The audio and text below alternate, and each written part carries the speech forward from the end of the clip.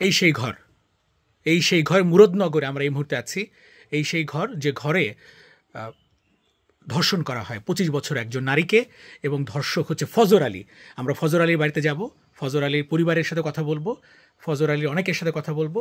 আপনাদের দেখাচ্ছি, দেখেন নারী কোথাও নিরাপদ নাই, এটা হচ্ছে সহজ কথা।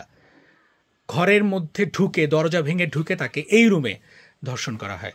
ফজর আলী, বৃহস্পতিবার রাতের ঘটনা, ভাইরাল হওয়ার পরে, এটা সোশ্যাল মিডিয়াতে ভাইরাল হওয়ার পরে তারপর গ্রেপ্তার করা হয় ঢাকার সায়দাবাদ থেকে।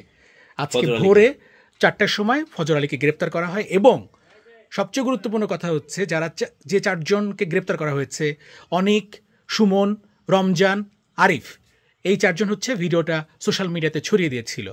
সোশ্যাল মিডিয়াতে না ছড়ালে এই গ্রেপ্তারটা হইতো না, পুলিশ তৎপর হইতো না।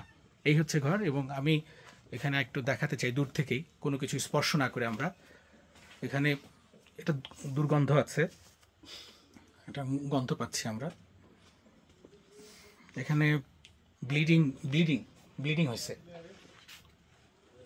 এখানে ব্লিডিং হয়েছে, তাই না?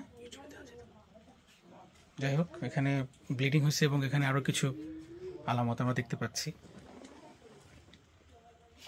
একটা চৌকি, ভাঙা চৌকির উপরে এই ঘটনা। এবং আমরা ভিডিওতে দেখলাম তাকে মারধর করা হয়েছে। তো কেন আসলে নারীটাকে মারধর করা হলো সেটাও কিন্তু আমরা জানি না। 2 বাচ্চার মাকে একটা ঘরের মধ্যে ঢুকে, একটা নারী ঘরে নিরাপদ না, এবং বাবা ছিল, বাবা একজন জেলে মানুষ, খুবই হতদরিদ্র, স্বামী থাকে হচ্ছে, আমরা ছবি দেখাতে চাই না, যদিও এখানে আছে, আমরা দেখাতে চাই না।